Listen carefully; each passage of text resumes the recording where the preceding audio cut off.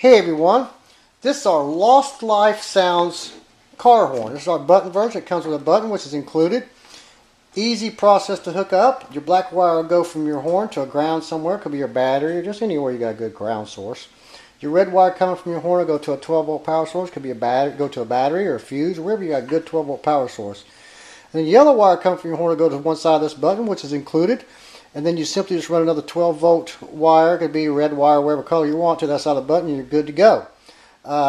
This horn is pretty loud, so we've got it facing down so it doesn't hurt our ears here. So this is our Lost Life Sounds car horn, our button version.